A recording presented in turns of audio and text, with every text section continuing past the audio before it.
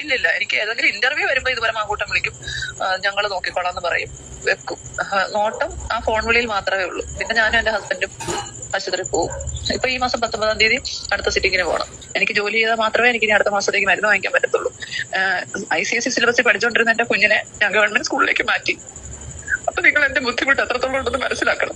Youth Congress Alappuzha ജില്ലാ secretary മേഘ രഞ്ജിത്തിന്റെ വാക്കുകൾ. മേഘ രഞ്ജിത്ത് പറയുന്നത്, എന്റെ മകൻ ICSE സിലബസിൽ പഠിച്ചുകൊണ്ടിരുന്നു, ഇപ്പോൾ അവനെ സർക്കാർ സ്കൂളിലേക്ക് മാറ്റേണ്ടി വന്നു, ഫീസ് കൊടുക്കാൻ പണമില്ലാത്തതുകൊണ്ട്. ഇത്രയും തുക 8 ലക്ഷം രൂപ എനിക്ക് വേണ്ടി പിരിച്ചു എന്നാണ് പറയുന്നത്. ആ തുക എവിടെ പോയി എന്നറിയില്ല.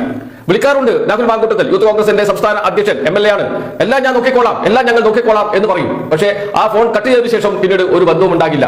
ഇതാണ് പറയുന്നത് മേഘ രഞ്ജിത്ത്, യൂത്ത് കോൺഗ്രസിന്റെ ആലപ്പുഴ ജില്ലാ സെക്രട്ടറി. ചികിത്സയിലാണ്, ആശുപത്രിയിലായിരുന്നു ഇത്രയും കാലം.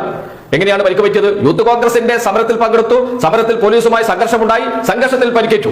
എന്തിനായിരുന്നു സമരം? ഇതിന്റെ മുഴുവൻ ചികിത്സാ ചെലവും വഹിച്ചത് യൂത്ത് കോൺഗ്രസ് ആണ്, കോൺഗ്രസ് നേതാക്കളാണ്.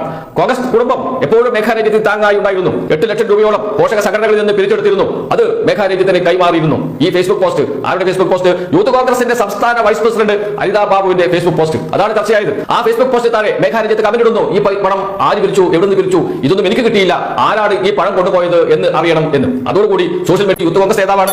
ആരാണ് അപ്പുറത്ത് നിൽക്കുന്നത്? അബിൻ വർക്കി. അതിന് മുകളിലുണ്ട് ആര്? രാഹുൽ മാങ്കൂട്ടത്തിൽ യൂത്ത് കോൺഗ്രസിന്റെ സംസ്ഥാന അധ്യക്ഷനും അബിൻ വർക്കി എന്ന യൂത്ത് കോൺഗ്രസ് നേതാവും അനിതാ ബാബു എന്ന യൂത്ത് കോൺഗ്രസ് നേതാവും ഈ കേസിൽ പ്രതികളാണ്. കേസ് എന്ന് വെച്ചാൽ ഈ സംഭവത്തിൽ കുറ്റക്കാരാണ്.